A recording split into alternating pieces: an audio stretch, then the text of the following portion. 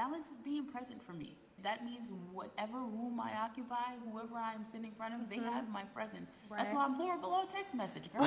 You People say time heals all wounds. No, it does not. It's not about being perfect. It's not about your accolades. It's not all these things. It's, did you give God your yes? First is whispers, then it's pebbles. Then he starts throwing rocks. And he was like, when the rocks don't work, he shuts the door in your face. I know how to just go back to the factory setting. I know how to do a hard reset. Right. No, and welcome back to this episode of How Do You Divine? And today we are here with Chatela, and we are going to explore the word balance. Chatela, thank you so much for being on the show. Thank you for having me. Thank you for acting quickly. Yes. Listen, and like the audience knows, but I do not play around divine alignment. I really don't. When I feel like God's like, move, have this conversation, it's needed. I always say there will be barriers, but I will never be one of them. Yeah. Like, I've traveled with my stuff. I'm always ready to share people's experience and also help frame who and what we want to be in life, right? We often think that the barrier for entries are so high to obtain happiness, success, and even balance, right? But I think having discussions like this and being agile, and we're in Atlanta, Georgia right now, and being able to have this discussion in such a beautiful space, you know, it just shows you that you have to your desire to get something done has to be higher than the challenges. Yeah, no, you're absolutely right, because I feel like God has convicted me of that a lot. Of I've given you stuff and you've sat on it, or you've delayed, or oh God, no, my hair is not done right now. I can't hop online and do that. Like, oh God, and then the moment passes, right? Yes. And so he's really like been on me about that, about no, you have to get up and move when I need you to move. Everything is very timely, and I'm asking you to do it now for a reason. And it's not tied to how your hair, your makeup, your clothes, your whatever. Is that Your how resources, you feel? none of that. Yeah. Girl. And it's so funny you said that, because I kept seeing this quote online about people don't realize the path becomes clear once you start taking steps. And we never really think about that. I think just as human beings, we've conditioned ourselves to feel like we need to see the path towards our goal. If right now my life is chaotic and I'm trying to pursue balance, I need to see what balance will look like before I start moving. And I feel like what many people don't understand, and I had to learn the hard way, is God is like, I'm never going to show you the path. I need you to start walking. I need you to keep putting one foot in front of the other and let me guide you. But if you think that you need to see the path first, then who's following who you? Right. Then you don't need me. Right? It creates a dependency. Because when you don't know the full picture, you don't know where we're going. You are forced to just follow my leadership and be submitted and trust me in that way.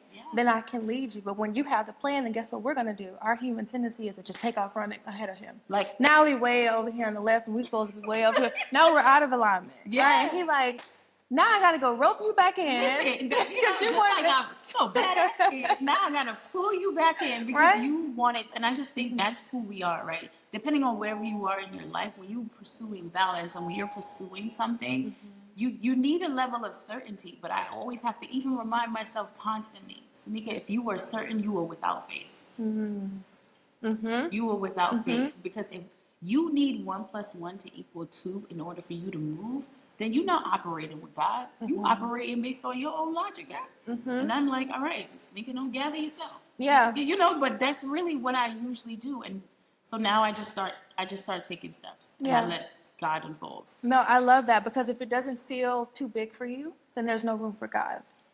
Right? If you have that confidence to where you're like, I got it, then you haven't left that space for God to move. And he gives you that confidence. He gives you those sense of balance only to propel you forward, right? And that's why I think many of us, especially in our community, we don't know balance because we are so accustomed to chaos. Do you understand what I mean? And so anytime God is like, but I can't use you in this state.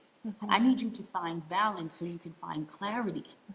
And it sometimes feels uprooted, right? And then that's why I think these conversations are important, because people often think that balance and happiness and the things that really drive our lives are overly complicated when they're really not. It takes a great deal of faith. Yeah. So tell me, you're an author. Tell me how you have found balance. So I first redefined balance. And it wasn't an active process. It wasn't like, let me sit down and think about what balance means. It really was more so of a revelation of before I thought, because for a long time I was a single mom. So it's me, 2 kids in diapers or whatever. So I'm doing all the things. All the things. Forced to. 24/7. Right? Around the clock. And then I'm flying at the time. I was a flight attendant for a long time. And so I'm doing that. So I'm traveling in the midst of all of this, right? So it was a lot.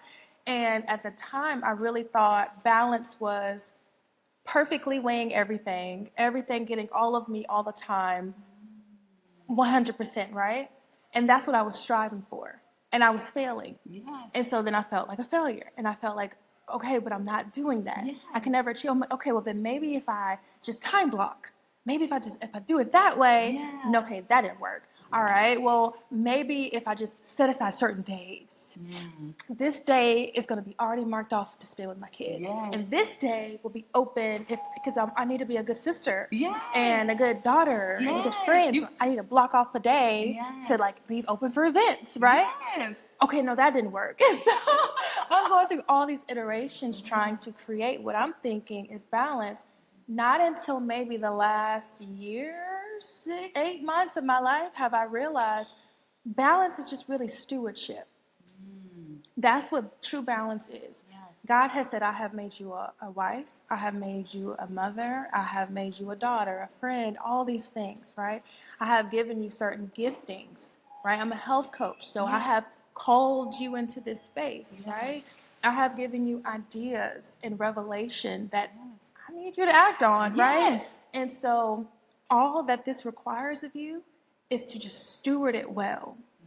And maybe in this day, in this moment today, your business doesn't get 100%.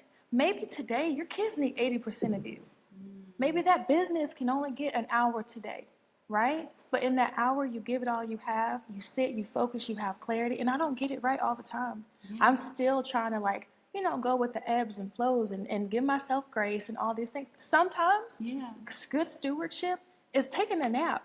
Taking a day off, completely unplugging. Rest is not an award; it's a necessity, right? Absolutely, we're called to rest. And the Bible, back and forth, it talks about rest and Sabbath and everything. Like it's very important to God. And I love how you said that. Some days I get it wrong, and I always remind who defined right and wrong on a day that you showed up for the people you loved. Right? And sometimes that's us just getting in our minds and throwing off our own balance, if I'm honest, right? Throwing off our own ability to be present. Because to me, that's balance is that simple. I'm so big on simplification because often things seem so inaccessible to people when it's actually very accessible when we break it down to layman terms. Balance is being present for me. Right? And that means whatever room I occupy, whoever I'm sitting in front of, they have my presence. Right. That's why I'm horrible on text message, girl. I am too. I'm like charging to my mind and not my heart. Listen. If I get back to see you 4 days later, if it's still sitting in the little box and I'm like, and you know when you think you sent it in your mind, in my brain, it's still there. Responded and I never did. But if you call me, I'm locked in. and we can wash the dishes together. It's all of that. Yeah. So to me, balance meant to be present. But like you said, you tried all these different strategies and you came back to balance and stewardship. Yeah. Right? And then writing a book. Tell me more about how that process. What made you go, I'm going to write this book? Well, I didn't set out to write a book. I didn't. Oh gosh, I don't know how far back to go. As far back as you need to. As far, because I think, again, people need to hear this, right? People think that every achievement you come across is something that you planned out. You had a vision board for, and while I appreciate that manifestation and those actions to get there, it actually makes me sad because it makes me feel like people don't leave room for God to show up. Yeah. So I love that you said, I didn't mean to write no book. I didn't. I ended up with a really good book. Well, the name of the book is Redefine: A Single Mother's Journey to Wholeness. And I think I finished it about 3 years ago. But this was, I don't know, maybe 2021. And I had this come to Jesus moment. right? I had been divorced a couple years. I had gotten back out. I was trying to date and all all the things. That chaos, right? Found myself in a whole lot of let me not do that. Because I would. It wasn't a whole lot. It was like two situations. So be clear. Need to pinpoint that. Just so we are clarified. There were a few situationships. Yeah. Situationships. And it's like I would just kind of find myself in it, right? I would look up and I would be like, how am I in this gray area with this person? Like, I'm looking for black or white, right? I'm looking for restoration, right, of my family, all these things. How do I keep finding myself here, right? So I had this moment, very transparently. I was spending time with this person, found like hair all in the bathroom.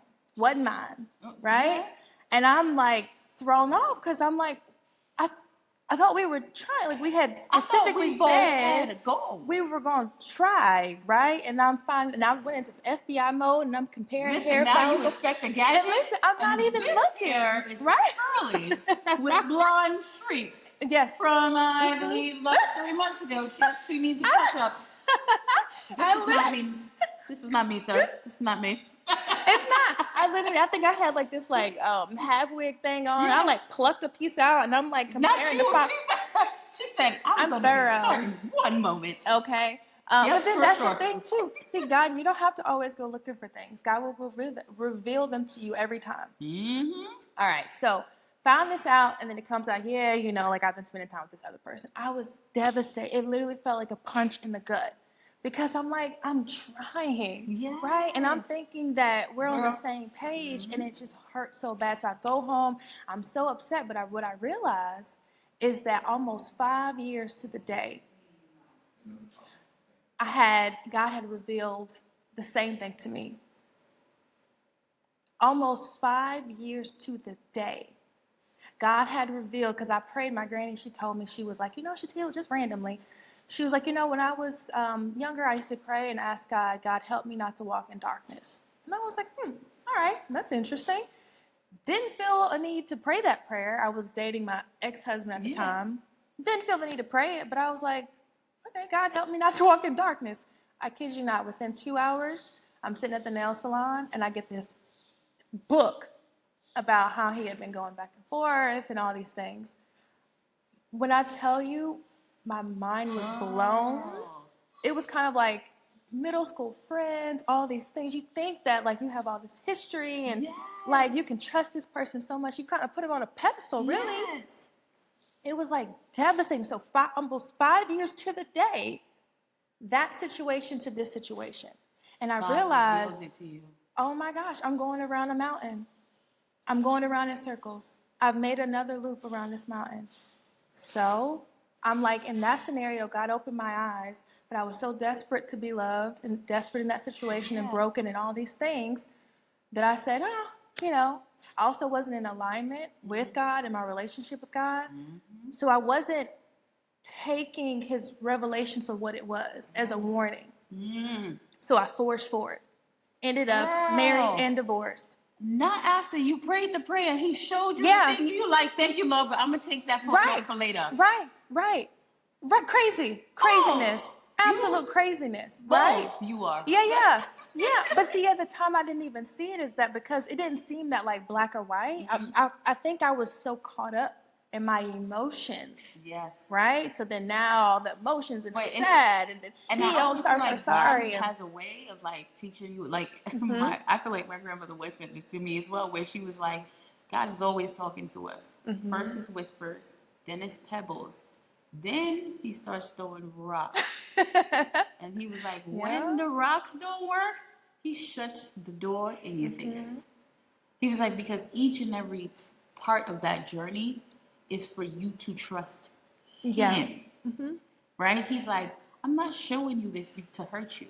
I will never forget, I was on the phone with my therapist. This was years ago. And I was telling her, like, I just feel like, again, when I wasn't on the podcast for like a year and change, because I was like, I don't want to be famous. I just want to be a part of building something that changed the world, but I don't need my face out there. And she was just like, but Sneaker, you're great. And I'm like, it's not about that. It's just genuinely not my personality to be like, you know what I mean? Like, I'm cool. Like, I'm cool. I don't need all that. Right? And I remember her talking to me, and she was like, but do you believe God is using you? I was like, absolutely. And she was like, so why are you so afraid? I was like, because it's scary and I don't want to. Yeah. I kid you not. I was like, and if I'm honest, sometimes I'm genuinely afraid of what that would bring. Like, I love my family deeply. Like, to me, I always say, like, I'm already rich in life. Like, my daughters are well. My husband is amazing. Take all the money, take the houses, take all the shit. I'm cool. Put us in an island by ourselves, and I will live and die happy. Like, I genuinely love my family. So so I said to her, to me, it's scary. I never want to jeopardize my nucleus. Like, these are my, these are my hearts. Like, I need them, right? And as I said that, my Bible app, which I did not have the notifications on, right? And you would think this is crazy, but I swear to God, pops up this script. I don't mean to harm you. Everything I do for you is for your well, not to hurt you. Talk about a message. Girl, when I tell you, my whole body lifted. And then I started telling her. And then when I said weeped, my eyes could not stop crying. I was just like. That's powerful. He literally did. And you know how it pops up with, I mean not to harm you. He was like, everything I do for you is never to harm you. And I'm just like, Jesus, Lord God. Like, you know, but nobody got stuck out here. Like, it was so hard for me. And that's why it was just like, again, I said, get in front of the camera. I said, do it. So I hear you where you're just like, you saw that. And he was like, fine, you're not at the place where you can see balance the way I need you to. Here it go again. What you gonna do now? Yeah, and that's exactly what it was. It was a massive, like, wake-up call, like, oh, wow, okay. I know very intimately the repercussions of what happened last time and not making the decision I knew I should and kind of choosing through a lens of my trauma and letting my heart kind of propel me in that kind of way and being so desperate for what I should have been getting from God. So I said, all right, I got to choose differently. So on that day I said, you know what, God? That's it. It's me and you for the next year. I was like, no men, no sex, no dating, no, it is me and you. And we are locking in together, right? I grew up in the church, all these things, had a relationship with God, but it was like, no, I've been trying to get certain things from the world or from these men or whatever, love, validation, all this stuff, and I need to learn how to get that from you. And I said, this is me and you. So then for that next year, I sat, and it was me and him, and I was living with my dad at the time, and it became a year because stuff started happening, and it's like, it's time for me to go. It's time for me to leave. And I went and got a year leave. So I'm like, he physically moved me to a place of isolation. So physically and spiritually, I was isolated with him for that year. And when I tell you, he revealed to me what love really is, what it should look like in a partner, right? He revealed more about my identity. So much restoration and things like that happened. He validated me, everything that I had been searching for and needing because of my own wounds and whatever, like trying to find in men, right? God was like, I got you. I can feel you, right? I am your creator. I got the manual, right? I know how to go back to the factory setting. I know how to do a hard reset. Right? No, and I always feel like that's why in trials and tribulations, I'm more quiet than I am heartbroken, right? And mad. Because I have been a testimony of those are the moments where God is like, I need you to be wounded. I need you to see trauma so that I can use you in a way that I can use you. Because you need to feel it. You need to know it. Because when I send you out in the world, we are all part of his kingdom. When I send you out as a warrior, I need you to be able to communicate and articulate my light in the way that it needs to, right? So that's when people are like, well, if there is a God, then why are bad things happening? And I'm like, First of all, we're at war. Like, let's be Right. clear. Because Like, people have free will. there's free will. Yeah. The devil's very active. Like, there's a lot of things happening. But when you are part of the kingdom of Christ, he needs you to go through your human trials and tribulations so that you can properly be used. Because if you didn't go, I'm going to isolate. People are like, isolate, girl? What? Why? But you're like, it's deeper than a partner. It's deeper than love. It's me not understanding, like you said, those factory settings. What is love? What is balance? What am I needing in this season of my life? And also understanding that it's just seasonality. Yeah. Right? Often it's kind of actually one of the reasons I love this tattoo. And everyone's like, I don't understand what it is. Right? And my tattoo artist, when he did this, he said, this is the most selfish tattoo I think I've ever done. He's been doing tattoos for like 2 decades. He was like, this is the most selfish tattoo I think I've ever done. You are literally the only person that can enjoy this tattoo. It is a sunrise. I mean, it's a sunrise. Wow. Yeah, right? And so selfish. yes, he was like the most selfish tattoo ever. And to me, it was a reminder, right? And I was like, God ensured that every day starts and ends with the most beautiful thing.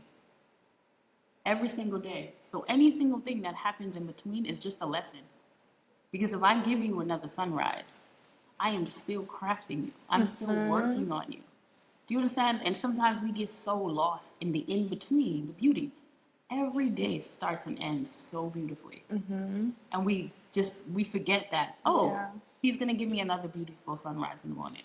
That's beautiful. Yeah, I actually, this tattoo that I have on my ankle, I had gotten it with the whole premise of bloom where you planted, right? And it really came out of the season as well. Of it doesn't matter where you are, right? What season it is. Yeah. I used to, especially during that time, there were so many things that I wanted to do, business and all these things, but I'm like, okay, I'm a single mom, I have 2 kids in diapers. Yeah. Logistically, there's only so much that I can do sometimes. And I used to struggle with that a lot because I'm like, I want to go 100 miles per hour, but I can only go 20. And you can sometimes only go 5. And I'm like, I want to go faster. I want to do more. I want to, right? And then I got to the point where I felt like if I wasn't, I was settling. And I was getting complacent. I was getting angry. In that same season of my life, I was getting angry. I was there. I had 2 toddlers in my bed, and I'm sitting on the bed like, I am going to be great. That's right. Like, so much in me. Someone needs to know I am intelligent, and there's going to be greatness that comes from me. This is nice. And then like it's like crazy people, right? And then there's nothing over. And I'm like, oh, girl, stop, let's lay down. Like, now you want to cuddle with them, yeah? Watch them while they sleep. And then you want to watch them while you sleep, but then you also like, damn it, I could be out building something and growing something right now, and I'm not. And then you feel guilty. Then there's the guilt. Then it's like, am I settling in life? Oh God, dear Lord, I'm settling in life. This is gonna be my life, and I'm gonna be one of those people that their life only about their kids. Like, yes, there's an aroma of guilt, and then I have to remember, because it's a season. It's a season. Now my kids are so much older, and they're watching me build. Oh, beautiful. Yeah. Girl, when I say God's timing, chef's kiss. And that's what has allowed me to like really understand balance as being present. Be present in the season that I've given you. Because listen, we made the choice to have kids early, and so like, so you see your friends getting these internships, getting these jobs, flying around, and I'm like, I'm smarter. I love you. It's hard. Yes. It really is hard. But see, I felt that too, but it was more so the enemy was like playing in my ear. Because I'm divorced, right? Yes. Divorced and single mom. I had ran from being a single mom my whole life. Yeah. And for me, not only was I in that space of seeing other people excel and go off in their careers and all these things, now the enemy was, and I'm divorced and there's stigma and shame and all this stuff around it. And the enemy was kind of using that to be like, see, this is what you work so hard for. You see other people doing it, and look at you just sitting over here. Basically just doing nothing, divorce, all these, right? So in that season, God, he kind of revealed to me, you can be content without being complacent. Girl. You can be content in this season. That doesn't mean you got complacent. You found peace in it, and that's okay. So and you found balance. Yes, and you found balance, right? And I think we need to remember what is for us will always be for us. Like Jamaicans, we say, what I feel can't never unfeel. Yeah. Like seriously, and we need to understand that we aren't the one that designed the plan. So how dare we think we should be the one to say, go. We should be the one to say upskill. We should be the one to say move. Yeah. When God is like, oh, just because I gave you some visions, you think you... The orchestrator. Now you think you're orchestrator. It's on your time now. Now you're the boss. Like, that's why we can't have the whole plan. and that's why. That's right there. Because then we start thinking, oh, we the boss. And We he's do like, a lot with a little bit. Okay. as he said, a mustard seed. That's all I need. Stay out my garden. Right. Stay out my garden. But it's becoming more disciplined.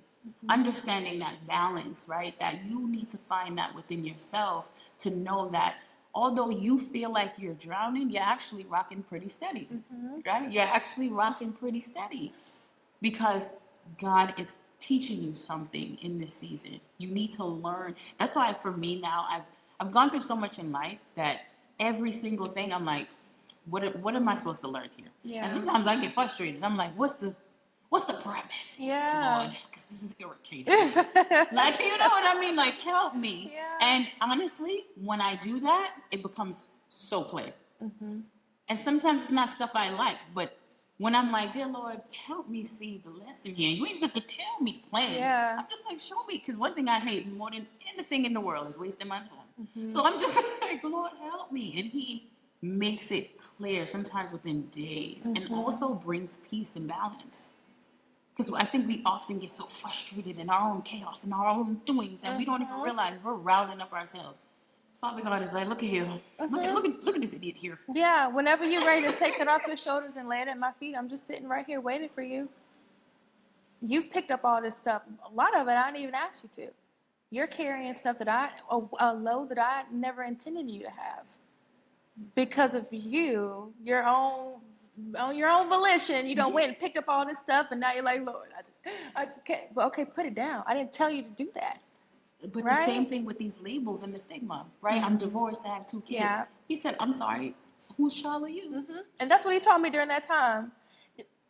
When I tell you before, I used to feel so, because I had worked so hard, that star student, the super achiever, and I'm going to be so great. And it was like, I felt like I had gotten knocked way down, right? And I would feel such an insecurity around it. You know, of course, there's comments and online and single moms, because people are real rude. But you know what? Coming out of that season, that wasn't a thing you could tell me. It was not a thing that you could tell me. Yes. It was, oh, okay. So then when I had finally came out of that season and I had kind of opened myself up to meet people, which actually I kind of delayed a bit. It was longer than a year. It was about a year and a half. Because I had gotten so content that I was like, I'm just not going to invite chaos into my life. Yes. I'm actually okay being over here by myself, where I think before I was scared of that. During that season, I had gotten so filled with God, it was like, I'm okay. I'm not running back out into these streets, right? Because you're no longer in pursuit of something. No, I'm like, it will come. And literally, when it happened, my cut, he brought him to my door. But when I started going back out there, and I would meet people. Oh yeah, I don't date single moms. I'm like, oh, okay. Well, it was so nice meeting you, and move along, right? And it was okay. It was like, that's your preference. That's all right. No worries. We're not meant for each other, because my prayer is that the man that God sends to me, he's gonna love these boys like they got his DNA. Listen, right? Running through their veins. And that's what he did. That's what he sent to me. So I'm like, well, obviously it's not you. Thank you for helping me. Go ahead. I appreciate your time. But it's coming to that place, right? It's finding that peace. How did you do that in that season, right? Is that a lot of what's in the book? Well, kind of. It's not, well, kind of. So in the book, it really starts by going back. Well, I guess let me go back to writing the book. Yes. So when I set out to do it, I didn't set out to write a book. I was like, I'm going to write this little PDF it was going to be titled My Year with God. Just a quick little PDF. But then I was like, well, I can't just start here. Not you just trying to write a blog and God's like, yes, I was. It was going to just be a little something, a little recap. I put together my blog post and God's like, look at this. Right. Somebody come look at this. Somebody come look at this. He was like, no. And I was actually following an online ministry at the time. And they were like, we're going to have a writer's workshop. And in the month of January, we're going to all get together and we're going to be on Zoom together, like holding each other accountable. And we're going to spend like 8 hours and we're going to sit down and do time blocks and write our book. I'm like, what are the chances, right? So in December, I had decided to write this PDF. January, they make this announcement. So I was like, well, I can't just start here. I can't start in the middle of the story. I got to give you the backstory. I got to give you context around my brokenness that even led me here, right? So I was broken beforehand.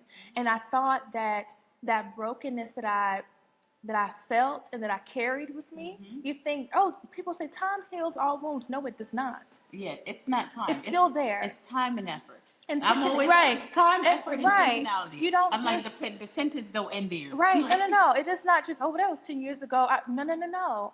You have to still deal with that thing. If you don't go, you don't go through it, you can't get to the other side, right? Like you have to, and it's ugly and it's painful and it's uncomfortable, but you have to go through it, right? So I sorry, I thought you was like, I thought she was trying to be like, I got it right. All right, I gotta like. So you started. I need to give you the context of the book. To help you understand the healing part. Right. So So I thought, okay, the brokenness was there, still there. I acknowledged it in a sense, right? But not really. And I realized that so often we try to like bury it away or sex it away or eat it away or whatever. It doesn't work like that. You have to confront it head on, right? Well, the show was recorded over a month ago where we talked about brushing things under the rug. And I was like, I don't operate in any room that got stuff under the rug. Yeah. We are going to be empathetic to each other and we're going to have the discussion, but I'm not tipsing around all these lumps. Yeah. They're acting like they're not there. Acting like they're not there because I think culturally we've made that a norm in an effort to, we keep thinking it's time, like we can just pass through. Like, oh, this hurts. If I just hurry up past it, like we racing past it. If I just hurry up past this, it's not gonna hurt anymore. And it's like, actually, no.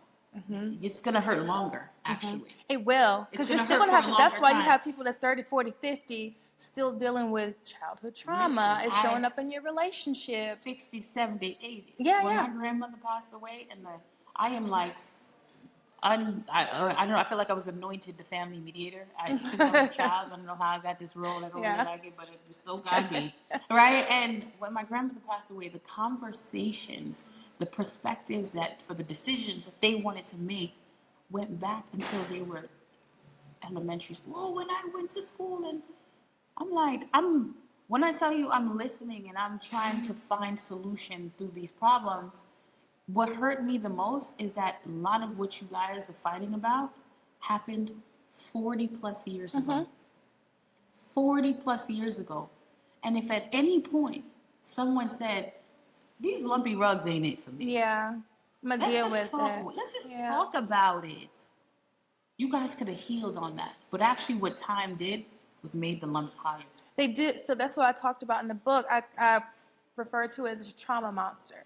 Right, all this stuff, all that, it creates like this almost this ugly dark part of you, right? And maybe it's small at first, but then me specifically, what I started doing based off my trauma that I held, it was needing that validation from men, needing that cat call, needing that like, hey girl, I see you, whoop, right? And I'm like, hey girl, right? And that, guess what? That trauma monster grew and grew. And grew, right? And it started dictating certain behaviors. So when God clearly answered a prayer in my mid-20s regarding this relationship, my trauma monster was so big and loud at that point. That it overpowered It was like, him. no. But see, you don't want him to, y'all have bonded so much.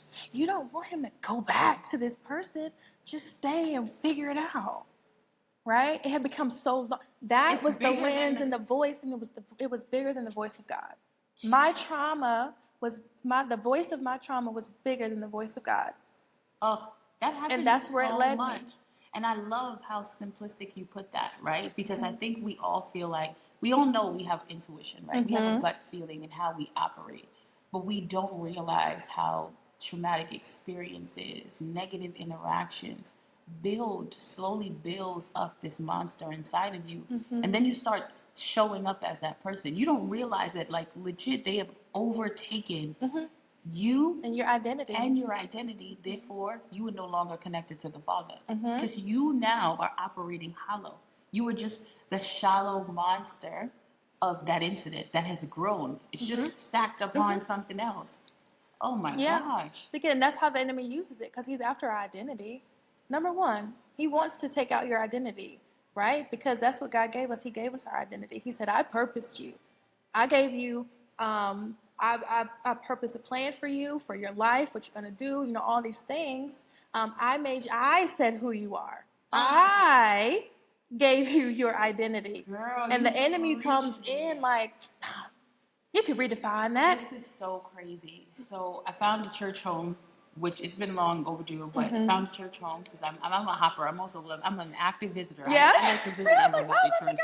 I'm always like, I'm for the streets in the context of the Lord. I'm for and the church streets. streets. I'm for the church streets. Like, he had me ministering in Starbucks. That's my thing.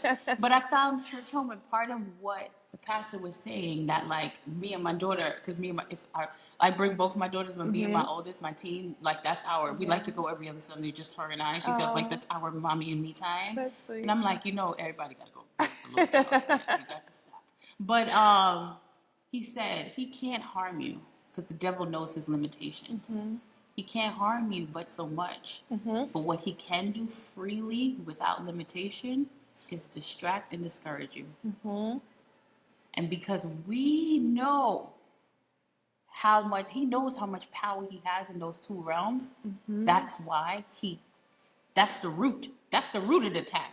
You think, no, girl, you the first. Ain't nobody want you. And even body, girl, you big. Ain't nobody want no big, girl. And they start telling, and it's now your identity. It's trying to come for your identity. But that's why and that's why I always say it's so important to teach your children Christ from the they know Miss Rachel.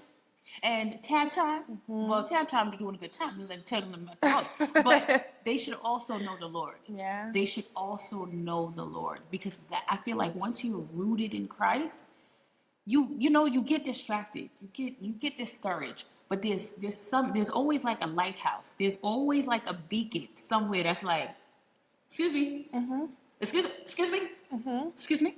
Don't forget now. Don't forget now. Who made you? Yeah. Who put this together? You understand? So it's good that you were able to acknowledge and see that this trauma monster got bigger. It got louder. I fell out of balance. How did you find your way back? Really, just that year. So I was like really active in church. I was like, I'm going to serve. I'm going to, God, He has called us to serve, right? And not all. In many capacities, right? It could be at church, it could be at... Serving is kindness to me. Again, it's very simple. We keep thinking like service means like, I got to be the one leading the youth pastor. If that's your calling, it could be unseen. But being of service in Christ is being kind to one another. It is that simple. Yeah, it is. It's very simple. It's kind of going that extra mile. It's doing the stuff that might go unnoticed. Like, nobody's going to ever see or know that you did that good deed, but God told you to do it. Right? He was able to use you. You were an open vessel for him to, and you were willing for him to use you. Right? Yeah. So that's what I was kind of drawn to. Like, I have to, get back in church, because I had been flying for such a long time leading up to that. I wasn't able to really be at church. She was always online and, whatever. So I was like, I need to be in, I'm like, I need to be in the house, right? And that naturally led to like serving and leading small groups and all these sorts of things, making connections. I would spend a lot of time in worship and prayer, fasting, all these things. Like, I was dreaming dreams. They were like so loud and vivid and all these things. And so that was it. That was my journey. And I know, I could have done therapy, right? But at that season, I didn't feel like that's what I was called to kind of integrate. I was called to, listen, I need you to tuck off in this corner over here with me and come rest in me. Come just rest in me. And when I tell you, like, my phone was dry. Do you hear me? And it was great. I mean, not that it was super popping before, but like, it was so dry, but it was great, right? It was really just time spent. I was reading my Bible. I was getting into that word, and I started going through the Bible front to back. And I was doing it alongside. So on YouTube, there's a class. It's called Torah class. It's a Bible teaching class, and it's so hilarious. My 8-year-old listens to it every night. Every night. He's just like, no. He will not go to. He's like, we got to put on Torah class. I didn't make them watch it. He would just maybe hear me like washing in the car, and I think there's God has already arrested his heart. He is so drawn to God. Yes. And so now he's 8. It's this old white man who is doing Bible teaching. And he has to listen to it every night. My husband, my mom-in-law, she's here. And she's in their room, and she's like, I've been liking listening to it. We're going through First Kings. But I loved it because I hadn't read the Bible book all the way through before. I had always wanted to. And I had gotten, but so far, and I was using like a physical concordance, but I didn't have it. So when I went back to the beginning, I was like, I don't know, let me go to YouTube. And I just Googled like Genesis, or put in that like Genesis 1. Yeah. And I found the teaching class. It's Tom Bradford. It's amazing, right? For anybody who wants to go like deeper in the Bible and really understand it, I always recommend go listen to Torah class, right? Because it's teaching you. It's not a good sermon, which, no shade, but it's teaching you what is actually happening here. What is the historical context? What were they really trying to translate here, right? And it gives so much color to it, the word, right? Like I was reading it before, I felt like it was like black and white, but listening alongside of that, because he goes by literally chapter by chapter. And this also types into your consumption, right? People don't, I always say like, I'm mindful of what I consume. Yeah. And that's in all things. Food, information, like audio-wise, right? Your son is 8, and he's like, run the show back before I go to bed. He will not go to sleep without it. We don't think of what our consumption on a day, we're not that present because we haven't found balance. When you live in chaos, you don't realize you consume so much garbage every day, all day. You listening to DMX on the way to church. You know what I mean? You like, then you get to work, you like, fuck this shit, I need to hear this. And then it's like you consuming all of these messages. The scrolling. And then the scrolling. Right? And then you like, I do it with my kid all the time. I'm like, you want your brain not to work? Yeah. I'm like, that endorphin spike is not good for your brain. We were not wired this way. But then if you sit there and you look at, you're awake for 10 hours, how much of your consumption is aligned with your goals? How much of your consumption is aligned with who God has made you to be? It's really about feeding your spirit. Right? That's why the Bible talks about protecting your eye gates and your ear gates and things like that, because that's what I didn't do anything miraculous. I just sat with God and I read his word that he said is sharper than any two-edged sword, right? That changed me. That reshaped my identity of spending time with him. You can't enter the presence of God and then just leave the same. Right? And just be like, I'm out. You can't do that. I spent so many days like just on my face, just crying and all these things, and just spending like sweet moments in worship. And it was just so beautiful. And so his sitting with him and his spirit and actually reading his word. Yeah. It did it, right? We think that it takes all of this stuff. It's very simple. I think as human beings, we love complexity. I have this general belief as human beings, we love complexity because complexity makes it easy to make excuses. Right? Oh, the thing. Oh, the gimbal, it must have... That's interesting. That's going to be... quite a shock.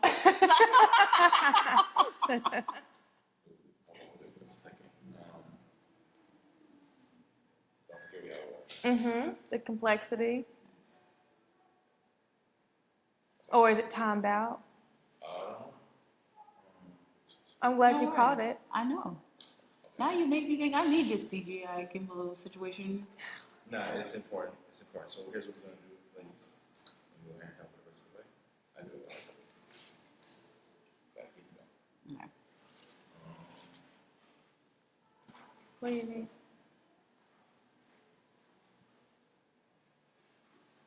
This is a good thing. But actually, you can change angles if you want. Yeah. Better. Because this will help them stay engaged. Because all of a sudden I was looking at it like this, now I'm looking at it like this. So I'm like, oh wait, hold on now. Switch up. Exactly, don't switching up on me. Getting quite a razzle dazzle there, aren't you? This is an intriguing conversation. Is now visually doing some things.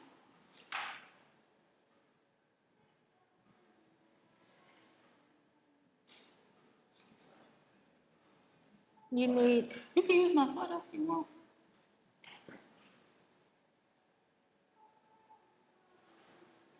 All right, what is the name? Okay, MacGyver. He's like, I hope. Okay, MacGyver. Yes. Oh. I feel like I love these like one-off moments in the middle of a conversation because it reminds people like this is not a scripted show. We're generally having a sincere conversation. So if somebody walks by and something thinks, yeah, we gonna stop and be like, yeah. But yeah, girl, what we say? Like, you know, like this is a genuine, sincere conversation. Yeah. That's why I often go back and forth around making it like a live discussion, right? Because I think when it comes to podcasts, you have to edit, right? To like chop it up for sponsorship opportunities and then also like calls to action. But then I want you to remember, like, this is I and them. This is a genuine conversation. Yeah. If you walked in right now, you'd be a part of it. Right. But so that's why I'm saying this is actually a great thing, right? To show people that it's not. We're not sitting here and we scripted a discussion to like this is us sharing our experience and with the masses in hopes that you see yourself, that you understand that balance is attainable to everybody, that we all come from some form of chaos. We get it. And that's not dependent on your race or your gender or your culture. Chaos finds humans, period. Right? But you have to be able to find balance.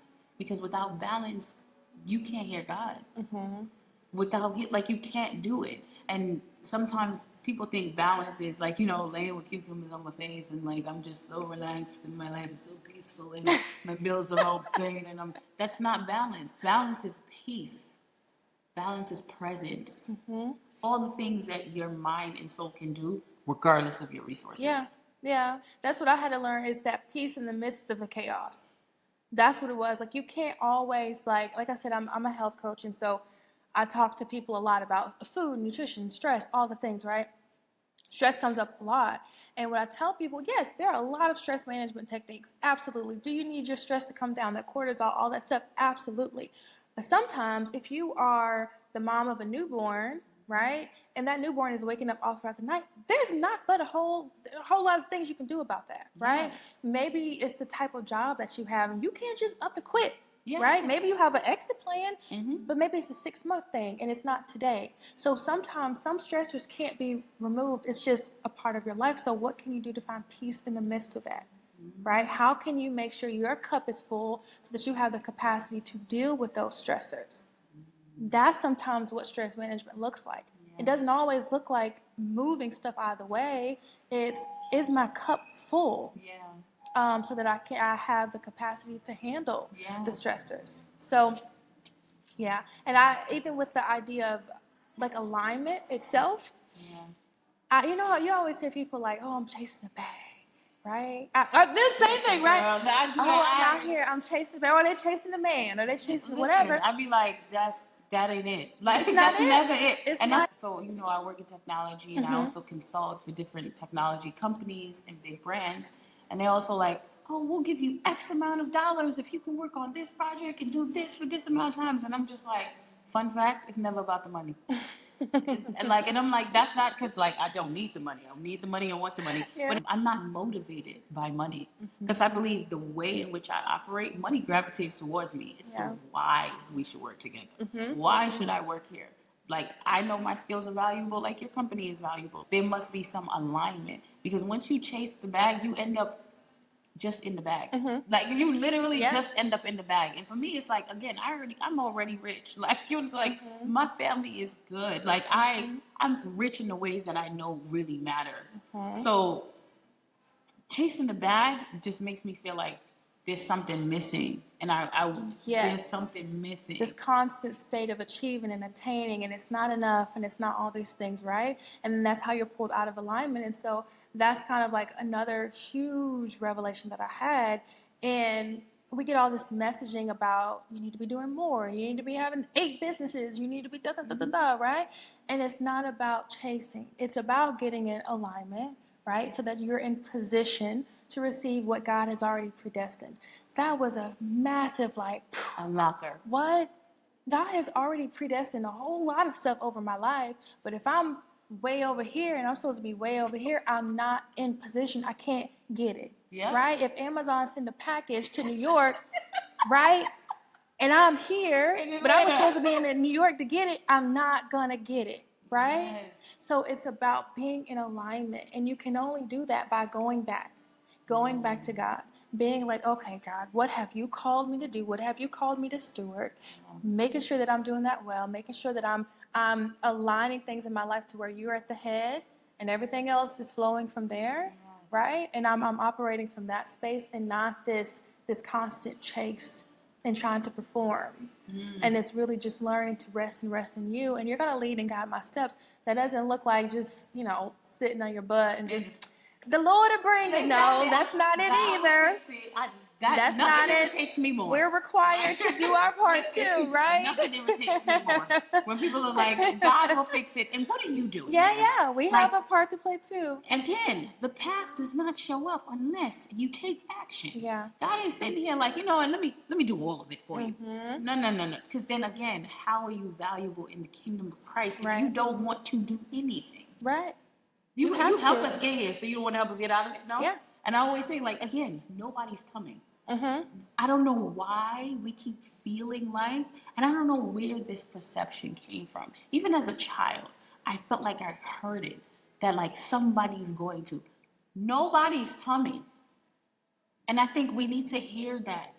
In order for you to find balance and success and happiness and whatever you want in your life, nobody's coming. Nigga, you know what? I actually think I opened up the book with this little. So there was this moment. I was at my daddy's house and I was still staying there, and I was literally laying on the floor. Done for, right? Laying on the floor. Both of my boys, they're in diapers, running around, chaos. They're going. The toys, at that age, the toys, all of them make noise. All of that stuff, right? The TV is on, and I'm just laying there in the floor, and I was so tired. I was tired. Amen. I was like, I am tired of carrying all of this.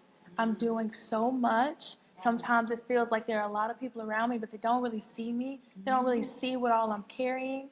And I'm tired. I can't do it. And I'm literally on the floor, crying. My kids are oblivious. Running around, doing their thing, still coming, tapping me on the head. Oh, you all right. And I'm just comatose, right? And I'm just laying there, and I'm like I don't even have it in me to get up off this floor.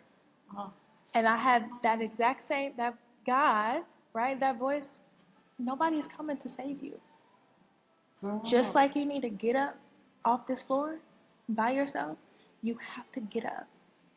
Nobody's coming in on a white horse.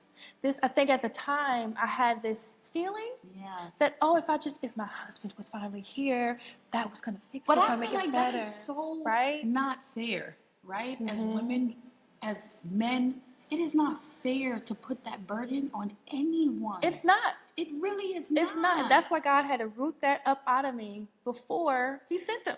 Yeah. Before you sent your good man, Savannah. Right. So he still had to do a lot of processing and preparation in me, because I couldn't step into that marriage with this expectation of, now I can just pass this off to you. No. We got to still heal and fix some stuff within you. And so that's what I got in that moment. He was like, nobody's coming to save you. Nobody. I got up. I got off that floor. And I went because I was same thing. I need to send an email. I need to reach out to people. I need to connect, right? I had just finished my health coach training. And I went because I was going to start doing some outreach to connect with some doctors. I couldn't find my charger. And I was like, whatever, I'll try again tomorrow. So I got up that next day, first thing in the morning, sat down, sent some emails. I connected with the doctor who I'm still working with today. Do you to see? today. Because he said, nobody is coming to save is you. coming to save you. Because I always wonder, like, what the thought, like, what is the complete thought there, right? I feel like in business and how we think as human beings, we only think about step 1 and 2, right? Oh, if I find that perfect partner, then life would be great. Yeah. It's a full circle of completion. So if you find that perfect partner, you now life is great. The scales are tipped. What continues to happen in that full circle? No, there's still work to be done. And I always feel like that's actually why, like, God is not going to place one of his good warriors in the presence of someone who he knows is not going to treat them well. Like, you're not going to find a partner that is aligned with you if you don't know who you are and what you are in Christ. Yeah. Right? Because he's not going to send, he was like, all right, now, so you distracted, so I'm going to send you some distractions. Like, you can stay in distraction, you can stay in chaos, because you keep believing that this weight, this validation, this wholeness lies within one of these people. I'm going to sit back and wait. You go ahead and figure it out. I'll be here until when you realize it's me. It's me. And then that's what I did, like, as I was writing. Because when I tell you, this book was so revelatory, it was not me. It was, like, as I'm going back through I did not editing, want to write I'm like, a book. yeah, I didn't. But even as I'm reading it, as I'm, like, going back through editing, I'm like, where did this come from? I wrote this, like, because it was, as I'm writing, I'm just getting revelation, right? So I felt so proud. It was because it wasn't like things that I had heard or things that this preacher said. No, it was revelation that God gave me. Oh. And so one of those things was in my past marriage, we were together to fulfill voids, not purpose. And so that's what I think happens in a lot of relationships. We're just trauma bonding. We're filling voids, right? But we're not together to fulfill purpose, because if you don't know who you are and I don't know who I am, we don't know what our purpose is. We don't know what our purpose is together. So why are we together? Distracted in one another and not even have capacity to, in a weird way, this kind of is like the movie Forever, right? Where they realize that I can't just pour into you because then my life will just be you. Then I have no desire to even search for purpose. And I wasn't created for you. Wow. I was created for purpose. Wow. You are my purpose partner. We were brought together to propel the kingdom forward. God had a plan in pairing 2 by 2. So what is his instructions for us?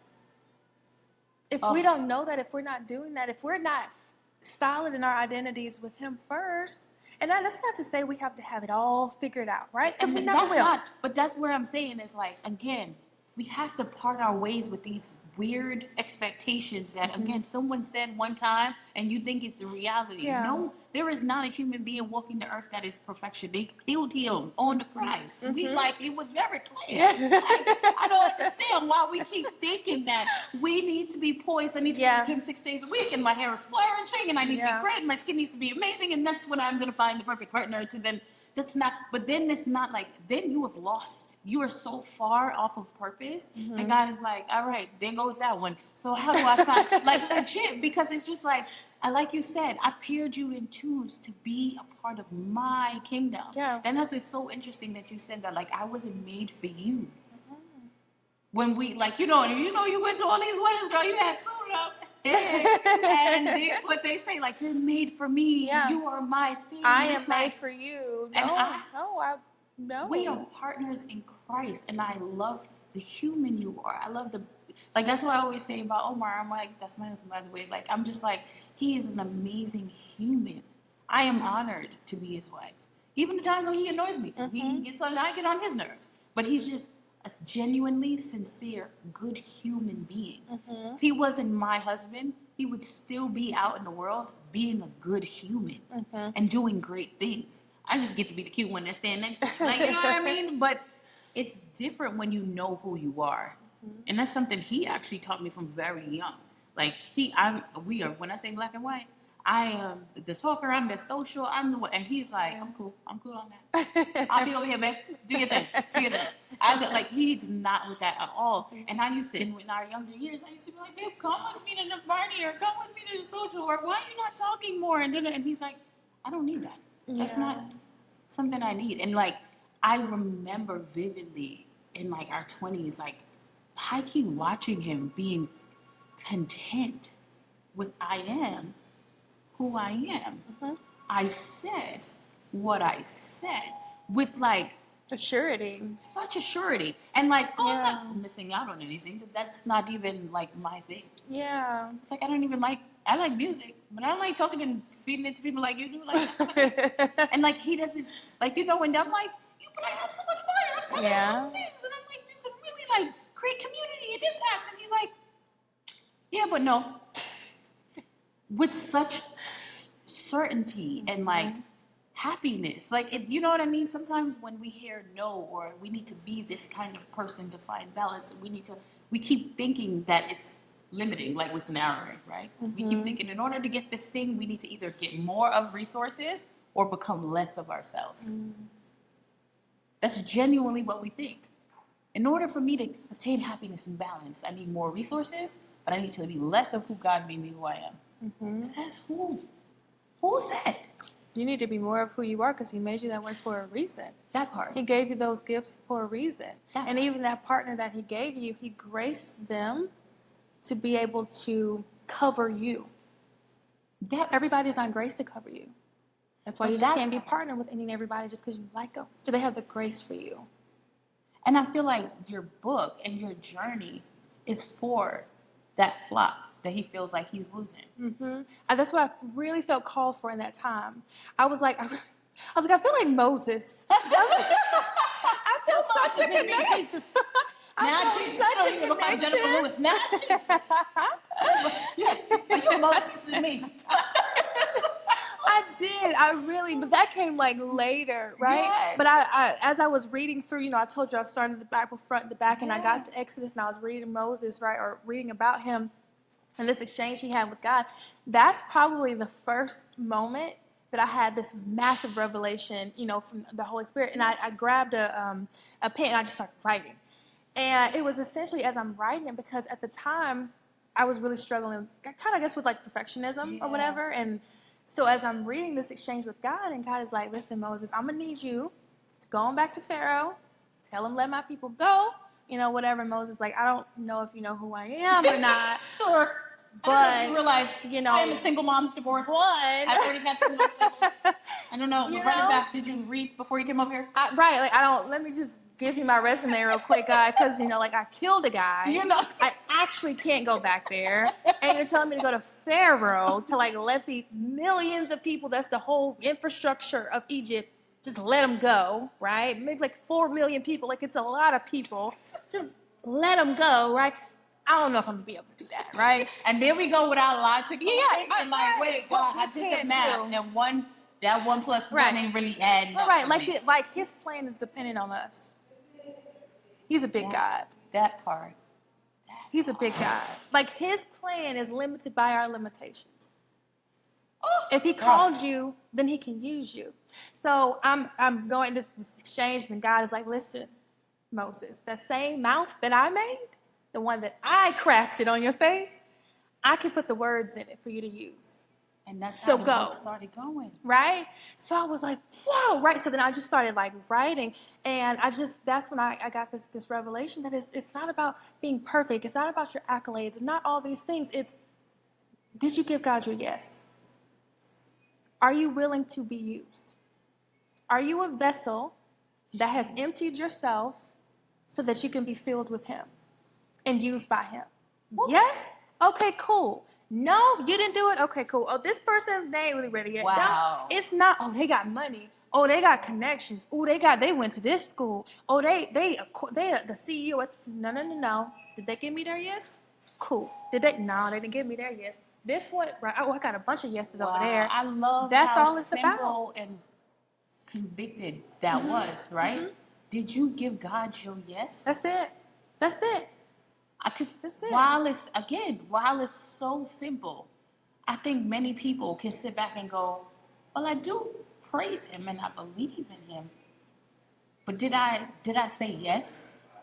Because I think that is like, Yeah. that's a level of fear, right? It's That's submission. scary. It's scary because then you really are saying, You have to your trust. will. Then it's like, have your will. Did you give God your yes? That's it. All he need to be doing, just tap you on your shoulder and say, hey, that person, I need you to go over there and tell them X, Y, and Z. What? I don't know them. They gonna look at me like I'm crazy. I'm tell them what? No. Yes or no. Hey, I need you to go. That person sitting over there. I need you to go get $300 and give it to them. What? You don't know what's on the other side of your yes. You don't know what prayer somebody else is praying. God, please show up for me today. I just need $300 to pay this. But I just need $300 or they're going to X, Y, and Z my kids. God, please show. I need you, God, right? And then he just sends somebody. And he sends one because he blesses people through people. $300 ain't going to fall from the sky. All the time, God blesses people with people. We don't. It's so easy for us to see blessings in things, which, again, irritates me. If we talk like deep, like it's so easy for us to be like, oh, he blessed me with this new house. He blessed me with this new car. I hate how people don't see that God's true blessings is in people. Yeah, he sends you a person. He sends you a person. And it's so much more valuable. Because human beings, we're so layered, we're so complex, we're so full. He's like, I am big. That's why he says kingdom. That's why he says kingdom. Yeah. This has been an amazing conversation. Like, I could talk to you all day. I know. I'm sure we had an hour. I could talk to you all day. Yeah. But thank you so much for bringing us into your journey, bringing us into your world, and how you found balance, right? As a single, divorced mom. Now, remarried. Let's finish it. Remarried. Remarried. And today's actually her husband's birthday. Happy birthday. And he's behind the camera. Happy birthday to you. Happy birthday to you. It's so amazing. Birthday. So thank you so much for joining this conversation. And this is How Do You Divine Balance?